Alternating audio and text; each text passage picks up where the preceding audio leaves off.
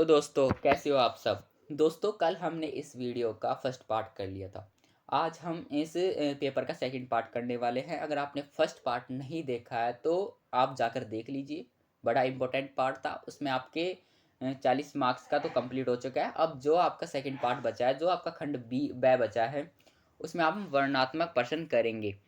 तो first part में हमने ये सारी क्वेश्चन कर लीजिए। लिंक आपको डिस्क्रिप्शन में दी हुई है, आप देख सकते हैं। अगर आपने देख लिया तो अब आप सेकंड पार्ट देख सकते हैं। सेकंड पार्ट में हम 7 क्वेश्चन देखते हैं। 6 क्वेश्चन तक तो हमने कर लिया था, पूरे 13 क्वेश्चन है इसमें। 7 क्वेश्चन देखते हैं कि निम्नलिखित 3 नए और अप्रत्याशित विषयों में से किसी एक विषय पर लगभग 120 शब्दों में रचनात्मक लेख लिखिए। देखिए, ये जो लेख आपसे पूछा जाता है, वो ऐसा लेख पूछा जाता है जिसकी आप कल्पना भी नहीं कर सकते। आपको बता दिया जाता है कि विचार कीजिए कि आप एक फूल है, उस पर आप लेख लिखिए। ऐसे भी कह सकता है कि विचार कीजिए कि आप एक मतलब जानवर है, उस पर लेख लिखिए। विचार कीजिए कि आपने मतलब आपने रेस जीती है और उस पर लिखिए। मतलब ऐसे-ऐसे विषयों पर आपसे लिखाया जाता है जिसकी आप कल्पना भी नहीं कर सकते। तो अप्रत्याशित लेख उसे ही कहते हैं। और इसमें आपको अपने विचार प्रकट करने होते हैं, अपने विचार लिखने होते हैं, उसी के आधार पर आपका मूल्यांकन होता है। तो इसमें 3 लेख दे रखे हैं। कोरोना संक्रमण के कुछ सकारात्मक पाठ। तो कुछ तो सकारात्मक पाठ आपको मिले होंगे कोरोना से। भाई, कोरोना फैला है, उससे कुछ ना कुछ आपको सबक तो मिली होगी, कुछ ना कुछ सीख मिली होगी। वो ही सीख आपको लिखनी है और वो पॉजिटिव सीख होनी चाहिए। दूसरा है कि गांव लौटते मजदूर, यानी कि जो मजदूर काम करके शहरों से गांव जा रहे हैं, उनके ऊपर लिखना है आपको। और थर्ड है कि मैंने हारना नहीं सीखा, यानी कि मैंने कभी भी जिंदगी में हारना नहीं सीखा, इसके ऊपर आपको लिखना है। तो आप इन तीनों में से आपको केवल एक करना है। जो भी आपको अच्छा लगे उसको एक कर दीजिए। आपको 5 नंबर का है। आपको अगर आपकी थोड़ी बहुत ऐसी विद्या भी हुई तो भी आपको 4 नंबर तो इसमें मिलेंगे ही। तो इसमें आपको कितना लिखना है, इसमें आपको 1 से 1.5 पेज लिखना है। 120 शब्दों के बारे में बताना है तो 1 से 1 सवा पेज या 1.5 पेज आप लिख सकते हैं। बस इतना काफ़ी है। 1 पेज भी लिख देंगे काफ़ी है। और लिखना कैसे, आपको लिखने का तरीका बताऊं। स्टार्ट किसी अच्छी लाइन से स्टार्ट कीजिए आप।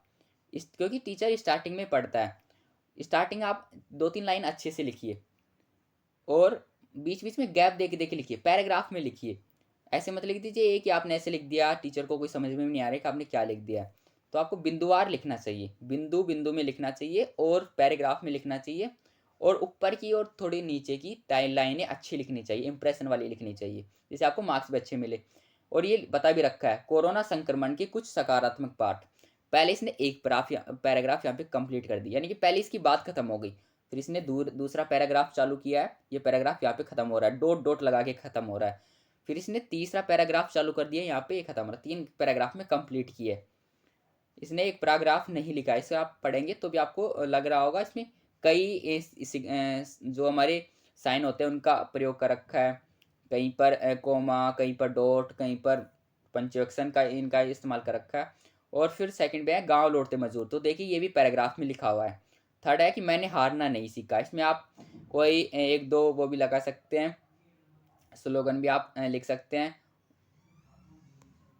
और इसमें ये भी लिख रहा है, उद्मेन ही सिद्ध्यन्ति कार्याणि न मनोरथे न ही सुप्तस्य सिंहस्य परवस्यति मुखे मर्गा। तो इसमें ये बता रखा है कि उद्यम के बिना कोई भी कार्य सिद्ध नहीं होता, क्योंकि हिरण कभी भी चलकर शेर के मुंह में नहीं जाती। तो इसमें ये बता रखा है, क्योंकि इसमें आपको बता रखा है कि मैंने कभी हारना नहीं सीखा, यानी कि इसमें परिश्रम के बारे में ही बता रखा है सारा। आप ये कर सकते हैं, इसमें कोई कंफ्यूजन हो तो आप बता सकते हैं। वैसे ही जो ये अप्रत्याशित लेखन आते हैं, वो इन्हीं विषयों पर आते हैं जिसकी आपने कल्पना नहीं की हो कभी भी, जिसका विचार आपने कभी किया भी नहीं होगा कि इन विषय पर आपको लिखना पड़ेगा। आपको एग्जाम में कह सकता है कि आप मतलब एग्जाम के लिए एग्जाम देकर घर लौट रहे हैं, इस पर लिखिए। तो आपको उस पर भी लिखना पड़ेगा। तो आपने पर्वतीय यात्रा की है, उस पर लिखिए। आप कहीं घूमने गए हैं, उस पर लिखिए। तो इसमें आपके विचार लिखने होते हैं। इसमें कोई ये नहीं कि आप रट के चले जाएंगे, एक दो वो ही लिख देंगे। तो ऐसा नहीं है इसमें। 8th हम देखते हैं कि किन्हीं 2 प्रश्नों के उत्तर दीजिए। इसमें आपको 3 प्रश्न दे रखे होंगे, किन्हीं 2 के आंसर आपको देने हैं। प्रत्येक क्वेश्चन 3 नंबर का है, 2 आपको करना है, 6 नंबर आपको मिल जाएंगे।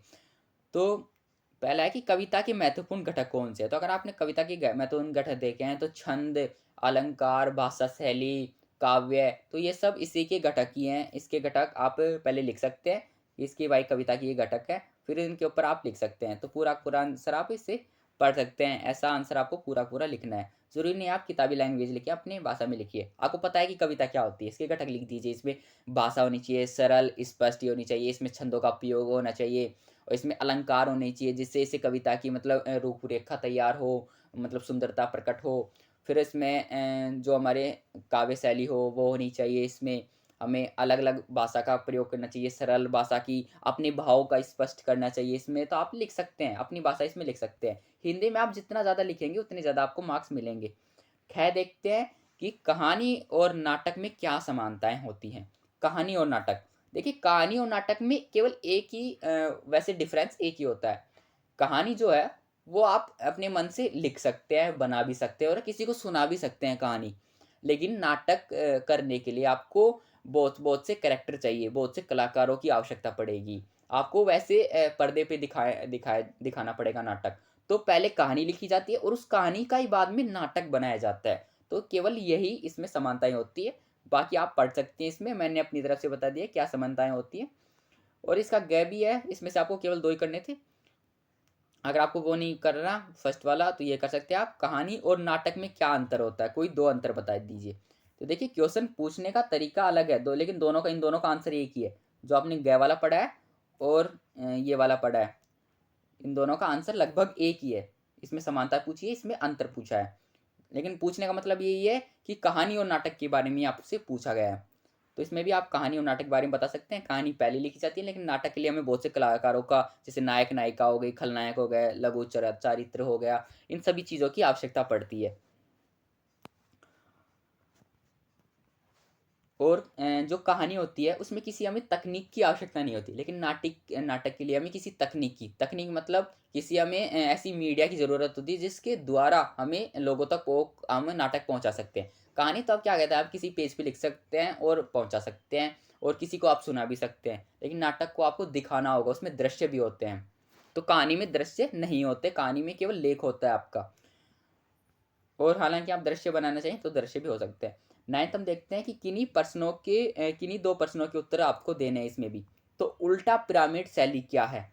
तो देखिए जो आपकी समाचार लिखने की जो क्रिया होती है वो उल्टा पिरामिड शैली पे ही आधारित होती है। ऐसा आपका उल्टा पिरामिड बनता है, आप बना के भी दे दिखा सकते हैं। सबसे ऊपर इंट्रो होता है, फिर आपको बॉडी होती है, इंट्रो या मुखड़ा कहते हैं उसे, फिर आपको ये बॉडी कहते हैं इसे, हिंदी में भी इसे बॉडी कहा जाएगा और इसको नीचे को समापन कहते हैं। तो इसका मतलब होता है आप बता सकते हैं, सबसे पहले हमें किसी चीज़ की मेन मुख्य मतलब मुख्य बातें बताई जाती है समाचारों की। फिर दूसरी चीज़ें में हमें उनका डिटेल में बताया जाता है। फिर तीसरी चीज़ें में उनमें हमें समाप्त करते हुए दिखाया जाता है। तो उल्टा पिरामिड शैली ये है, वीडियो को पॉज़ करके आप पढ़ सकते हैं इसमें। अगर आपको नहीं पता उल्टा पिरामिड शैली क्या है, तो ये आपका आंसर ये पूरा का पूरा आप पढ़ सकते हैं। तो देखिए ये 3 नंबर का है, तो आपको कम से कम इतना तो लिखना ही है, आधे से 1 पेज तो लिखना ही है आपको, आधे पेज तक तो लिखना ही है कम से कम। अब खैर देखते हैं हम कि फीचर क्या है। तो देखिए फीचर एक सुव्यवस्थित, सृजनात्मक और आत्मनिष्ठ लेखन है, जिसका उद्देश्य पाठकों को सूचना देना, शिक्षित करने के साथ मुख्य रूप से उसका मनोरंजन करना। इसकी भाषा सरल, आकर्षक व मन को छूने वाली होती है। इसमें आपको डेफिनेशन पढ़ रहे होंगे तो आपको वो लग रही होगी कठिन, लेकिन देखिए इसकी डेफिनेशन यही है। आप कहीं भी देखिए फीचर की डेफिनेशन यही दिखाएगा आपको, तो ये डेफिनेशन आपको याद करनी ही पड़ेगी ज़रूर। तो क्योंकि फीचर पूछ भी लिया जाता है, पूछा भी जाएगा ज़रूर आपसे।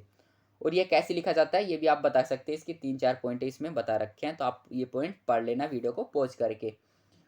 अब नेक्स्ट गय की तरफ आते हैं। तो अंधेरे में डूबता गांव विषय पर आपको एक लेख लिखना है, एक आपको लेख लिखना है। वैसे ही जैसे आप अप्रत्याशित लेख लिखते हैं वैसे ही, लेकिन उसमें आपको 5 नंबर का दे रखा है, इसमें केवल 3 नंबर का दे रखा है, इसलिए आपको इसमें छोटा ही लिखना है, आधे पेज तक ही आपको इसमें लिखना है। तो इसमें आप कैसे लिख सकते हैं, स्टार्ट, आज के विज्ञान प्रधान युग में अंधेरे में डूबते गांव की कल्पना तक कठिन नहीं है, मतलब कठिन है। अब अधिकतर गाँव में बिजली पहुंच रही है, तब भला कौन सा गाँव अंधेरे में डूब रह सकता है। इसका मतलब ये है कि अब ये नहीं माना जाता है कि कोई भी गाँव अंधेरे में डूब रहा है। यानी कि अब क्या हुआ है कि अब सभी घरों तक, सभी जो गाँव हैं उन तक बिजली पहुँचाई जा रही है। लेकिन अभी भी कुछ ऐसे गाँव हैं जो आदिवासी इलाके हैं, वहाँ तक तो बिजली नहीं पहुँच पा रही। हालाँकि बदलाव आया है पहले से। पहले से कहीं ज़्यादा बदलाव आया है, लेकिन उतना बदलाव नहीं आया। तो उसी के ऊपर आप इसमें लिख सकते हैं, पूरा का पूरा पैराग्राफ आप पढ़ सकते हैं, बशर्ते कि आपकी ऊपर की लाइनें और नीचे की लाइनें अच्छी होनी चाहिए, अच्छी ढंग से दिखनी चाहिए। अब पाठ्य पुस्तक पे आ जाइए। आपके पाठ्य पुस्तक से क्वेश्चन पूछे गए हैं। अभी तक अभिव्यक्ति और माध्यम से पूछा गया था, अब आपके पाठ के जो चैप्टर हैं उनसे पूछा गया है। कविताओं पर आधारित 3 में से किन्हीं 2 प्रश्नों के उत्तर लगभग 40 शब्दों में आपको देना है। केवल 2 नंबर का क्वेश्चन है। मैं जानऊँ निज नाथ स्वभाव में राम के स्वभाव की किन विशेषताओं की ओर संकेत किया गया है। तो देखिए, आप ये पढ़े हैं तो आपको पता चला होगा कि तुलसीदास द्वारा रचित जो भरत राम का प्रेम है, उससे ये लिया गया है ये क्वेश्चन। तो अगर आपने चैप्टर भी नहीं पढ़ा है तो फिर भी आप बता सकते हैं राम के स्वभाव की। तो आपको ये तो पता होगा कि राम कौन थे, उनकी क्या क्या विशेषताएं रही है, उनका कैसा स्वभाव था, उनके बारे में आप लिख दीजिए। उनका सरल स्वभाव था, उनके मन में बिल्कुल भी क्रोध नहीं आता था उन्हें, और कोई जो शत्रु होते थे उसे भी वो माफ़ कर दिया करते थे, यानी कि शत्रु से भी वो भाईचारा कर लेते थे। और उनका अत्यंत कोमल स्वभाव था। ये 4-5 पॉइंट आप इसमें दे रखे हैं, आप पढ़ लीजिए इनकी पॉइंट। आप ये भी लिख सकते हैं और अपनी तरफ से जो लिखे वो और भी बेहतर होगा। खैर, देखते हैं कि सरोज का विवाह अन्य विवाहों से किस तरीके से भिन्न था।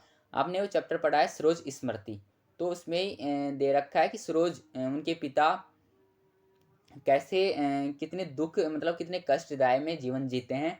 उनकी पत्नी का भी देहांत हो जाता है और उनकी बेटी का भी देहांत हो जाता है। तो सरोज का जो विवाह है वो अन्य विवाह की तरह से बहुत ही मतलब सादगी से हुआ था। उनके विवाह में कोई भी ढोल ढोल नगाड़े नहीं बजे थे, ना कोई खान पान हुआ था और ना ही कोई बड़े बड़े रिश्तेदार आए थे। बस 4-5 लोग आए थे और उनका मतलब बिल्कुल सादगी से, बिल्कुल आसानी से शादी हो गई थी। ऐसे ही जैसे 4-5 लोग बैठकर बस वैसे ही फेरे ले लेते हैं, वैसे ही उनकी शादी कर दी गई थी। तो ये इसमें आप देख सकते हैं, ये पॉइंट सारे इसमें लिखे हुए हैं, आप पढ़ लीजिए। गए देखते हैं कि यह दीप अकेला एक प्रयोगवादी कविता है। इस कविता के आधार पर लघु मानव के अस्तित्व और महत्व पर प्रकाश डालिए। तो यह दीप अकेला तो आपने पढ़ी होगी।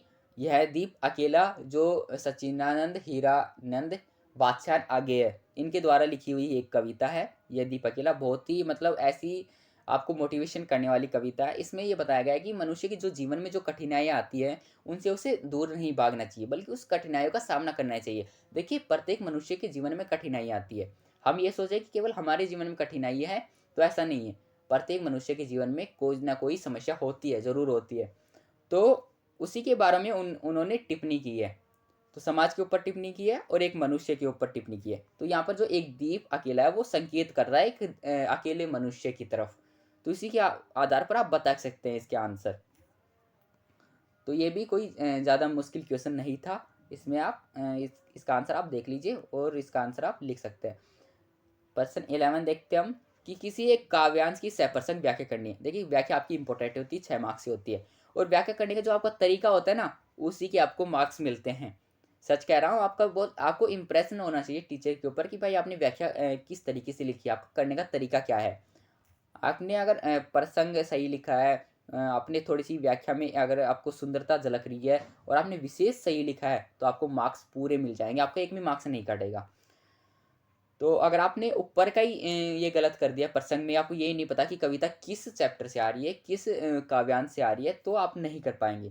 तो आप ये पढ़िए कि आहा वेदना मिली विदाई, मैंने भ्रमवश जीवन संचित मधिकारियों की भीख लुटाई, छल छल थे संध्या के श्रमकण, आंसू से गिरते थे प्रतीक्षण, मेरी यात्रा पर लेती थी निर्वनता अनंत अंगड़ाई। देखिए, ये कविता पढ़ते मुझे 2 अलंकार मिल गए। एक तो छल छल में पुनरक्ति प्रकाश अलंकार आ गया, आंसू से यहाँ पे उपमा अलंकार आ गया।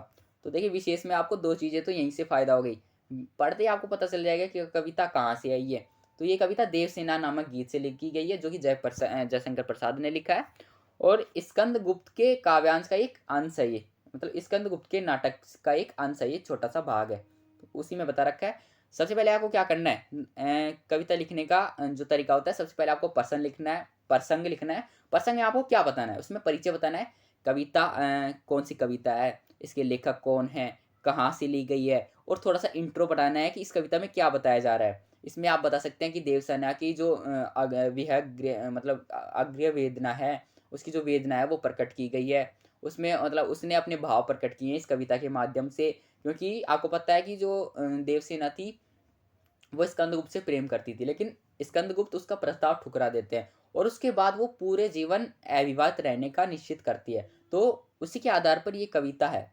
तो ये कविता सबसे पहले आप प्रसंग लिख सकते हैं, कवि इसमें आप प्रसंग में मोटा मोटी चीज़ आप बता सकते हैं। सबसे पहले जो है वो आपको प्रसंग ही पढ़ा जाता है कि आपने प्रसंग कैसा लिखा है। फिर व्याख्या में तो आप इसकी व्याख्या लिख सकते हैं, अपने शब्दों में लिखिए व्याख्या जहाँ तक है। और विशेष में आप 4-5 पॉइंट आप बता सकते हैं। इस काव्यांश में देवसेना की हृदय की व्यथा मार्मिकता के साथ अभिव्यक्ति हुई है। मध्यकार्यों की बीक में रूपक अलंकार है और आंसू से गिरते में रूपक अलंकार है और छलछल में पुनक्ति प्रकाश अलंकार है और निवृत्ता का मानवीकरण किया गया है। और भी 2-3 पॉइंट है यहाँ पे, ये भी लिख सकते हैं आप। तो व्याख्या ऐसी की जाती है। और किसी भी आपकी कविता, कोई सी भी कविता हो, उस पर व्याख्या आ सकती है, इसलिए आपको सभी कविताएं पढ़कर जानी है और उनके लेखक के नाम भी आपको पता होने चाहिए सभी के। अथवा में आप देख सकते हैं, अथवा ये आपका उससे दे रखा है भरत राम का प्रेम। इसमें जो माता कौशल्या है वो अपने भाव को प्रकट करती है अपने पुत्र के प्रति। तो इसमें भी वही है, सेम ऐसे ही कविता लिखी जाएगी। सबसे पहले आपको प्रसंग लिखना है, फिर आपको व्याख्या लिखनी है, फिर आपको विशेष लिखना है। तीन ही चीज़ें आपको याद रखनी, तीन ही चीज़ें लिखना है। कभी कभी क्या होता है कि बच्चे संदर्भ भी लिख देते हैं, लेकिन वो भी पैटर्न सही है। संदर्भ लिखो, प्रसंग लिखो, बात वही है। संदर्भ में आप केवल दो चीज़ें बताती हैं, लेखक का नाम बताते हैं और कविता होता है कहाँ से लिखी है। लेकिन ये चीज़ आप प्रसंग में भी बता सकते हैं। अब ये नया पैटर्न है, वो पुराना हो चुका है, जो आप संदर्भ भी लिखते हैं। अब 12 हम क्वेश्चन देखते हैं कि गद्य पाठों पर आधारित 3 प्रश्नों में से किन्हीं 2 प्रश्नों के उत्तर आपको देने हैं 40 शब्दों में। तो आप पहला देखिए, बिहरपुर स्टेशन पर पहुंचकर संवेदिया हरगोविंद की मानसिक दशा कैसी थी, कारण स्पष्ट कीजिए। तो देखिए आपका ये चैप्टर है संवेदिया नाम से। तो उसमें उसकी हालत कैसी थी, उनको उसको ये लग रहा था कि अब जो हमारी मालकिन है हरगोविंद, उनका अगर मैं प्रस्ताव उनके मायके लेके जाऊंगा तो वो अपने मायके चली जाएंगी और हमारे गांव में ये खबर फैल जाएगी कि एक बड़ी बहुरानी, इतनी बड़ी बहुरानी थी, इतनी अमीर थी, उनकी क्या दशा हो गई है और वह अब मायके जाके बस रही है। तो उसके मन में ये ख्याल आया और वो स्टेशन से ही वापस आ गया, यानी कि घर जाके आया ही नहीं था। तो इसमें पूरे में यही कहानी बताई गई कि आपने वो पढ़ा हो चैप्टर, तो बहुत ही इंटरेस्टिंग चैप्टर है, वो आप पढ़ के देखिए एक बार। उसमें आपको एक अंदर की झलक आपको देखने को मिलेगी उसमें। सेकंड देखिए कि सेवाग्राम प्रवास में लेखक भीष्म सहानी को क्या क्या अनुभव हुए। आपने वो चैप्टर पढ़ा होगा, गांधी जी, नेहरू जी और यासिर अराफत। तो ये उसी से लिया गया है, भीष्म सहानी इसके लेखक है। इसमें भी अपने भाव बताएं जब वो सेवाग्राम में थे तो उसमें क्या क्या उन्होंने किए थे। तो वहाँ उसे गांधी जी को प्रत्यक्ष देखने का तथा बातचीत करने का अवसर मिला था। वहाँ उसे कस्तूरबा को पालती मारे बैठने का अवसर मिला था। आश्रम से उसे मास्टर पृथ्वी सिंह आज़ाद के वीरतापूर्ण कारनामों को जानने का अवसर मिला था। वहाँ उसने गांधी जी को रोगी बालक की सेवा करते हुए देखा था। ये चैप्टर भी आपने पढ़ा होगा, तो बहुत ही अच्छा चैप्टर है, स्वतंत्र संग्राम के बारे में ही है, उसी टाइम पे ये लिखा गया था। गैस में देखते हैं कि केवल दो ही करने थे, आपको ध्यान रखना है, पहले ऊपर ही बता दिया कि केवल दो ही करने थे इनमें से। तो आप ये भी कह सकते हैं कि आधुनिक भारत के लिए नई शरणार्थी किन्हें कहा गया है। तो देखिए नई शरणार्थी ये निर्मल वर्मा द्वारा जो चैप्टर आपका निर्मल द्वारा रचित, उसमें भारत के बारे में ही वर्णन कर रखा है। चैप्टर का नाम मुझे याद नहीं रहा, उसमें से बता रखा है कि जो नए शरणार्थी होते हैं वो हमारे भारत में, मतलब हमारे भारत में उद्योग लगाने के आते हैं, नए नए उद्योग लगाने के आते हैं, तो उन्हें ही नई शरणार्थी कहा गया है। एक बार आप पढ़ के देखिए, आधुनिक भारत के नई शरणार्थी उन्हें कहा गया है जो औद्योगिकरण के झंझावत के लिए अपने घर जमीन से उजाड़ कर हमेशा के लिए निर्वासित कर दिया है। प्रकृति और इतिहास के बीच में एक गहरा अंतर है। तो ये सब आप ये पूरा पढ़ सकते हैं आप इसे, और ये आपको आंसर लिखना है, नए शरणार्थी किन्हें कहा गया है। और अब 13 हम देखते हैं कि इसमें आपको एक चैप्टर दे रखा है प्रेम धन की छाया स्मृति, प्रेम घन की छाया स्मृति, उसी से आपको एक व्याख्या करनी है। तो ये व्याख्या भी 6 मार्क्स की है। तो आपकी दो व्याख्या आती हैं 12 मार्क्स की, तो कि 12 मार्क्स की व्याख्या आती है, इसके आपको चैप्टर कवर करके जाने हैं। और आपने देखा होगा कि पिछले साल आपको मिड टर्म हुआ था, इसमें से ही पूछी गई थी एक व्याख्या, और आपकी बात इसमें भी ये दे रखी है व्याख्या, इसलिए ये चैप्टर आपका इंपॉर्टेंट हो जाते हैं। प्रेम घन की छाया स्मृति, आपको ये चैप्टर जरूर पढ़ के जाना है। और इसमें भी वैसे ही करना है, आपको प्रसंग बता देना है, लेखक का नाम बता देना है, इसमें कौन सा चैप्टर ये भी बता देना है। तो इसमें लेखक का नाम बता ही दिया है, वो इसमें पाठ का नाम बता दिया, प्रेमधन की छाया स्मृति, और लेखक का नाम है आचार्य रामचंद्र शुक्ल। तो ये इनका नाम है। फिर इसमें बता दिया कि इसमें प्रेमगन के व्यक्तित्व ने शुल्क जी को किस प्रकार आकर्षित किया, इसका वर्णन किया गया है। इसका वर्णन यहाँ पर किया गया है। और फिर आपको व्याख्या करनी है। आपको जो पूरी व्याख्या होनी चाहिए, मतलब प्रसंग, व्याख्या और विशेष को पूरी मिलाकर आपकी कम से कम 2 पेज होनी चाहिए, तभी आपको पूरे के पूरे 6 नंबर मिलेंगे। तो आपको पूरे 2 पेज बढ़ने हैं। ऐसे कैसे? विशेष भी आप इसमें बता सकते हैं, लेखक का साहित्यकारों के प्रति सम्मान का भाव प्रकट हुआ है, वर्णात्मक एवं चित्रात्मक शैली का प्रयोग हुआ है, अनेक तत्सम शब्दों का प्रयोग हुआ है, उत्कंठा, आवर्ता, लता प्रधान आदि खड़ी बोली के प्रसिद्ध रूप का प्रयोग हुआ है। अब 14 में इसमें आपका दे रखा है, शायद ये लास्ट क्वेश्चन आपका। हाँ, इसमें 14 में आपको 2 दे रखे हैं, शायद इसमें से आपको एक ही करना है दोनों में से। चूल्हा ठंडा किया होता तो दुश्मनों का कलेजा कैसे ठंडा होता। नायक राम के इस कथन में निहित भाव को स्पष्ट कीजिए। तो इसमें आप ये सूरदास की झोपड़ी से ही लिया गया है। उसमें आपको ईर्ष्या की भाव दो दिखाया गया है, कैसे उसने झोपड़ी जला दी, किस कारण झोपड़ी जलाई है, उसी के आधार पर इसका आंसर आपको देना है। और सेकंड है कि बच्चे का माँ का दूध पीना सिर्फ दूध पीना नहीं है, माँ से बच्चे के सारे संबंधों का जीवन चरित्र होता है कैसे। तो ये जो आपके अंतराल है बुक 20 कौर की माटी, उसमें से लिया गया है। ये दोनों क्वेश्चन आपके उसमें से हैं, अंतराल में से। तो ये आप दोनों के आंसर, आपको दोनों ही आसान क्वेश्चन है, दोनों के आप आंसर दे सकते हैं। तो इसमें आप बता सकते हैं बच्चे और माँ के बीच में क्या क्या संबंध होते हैं।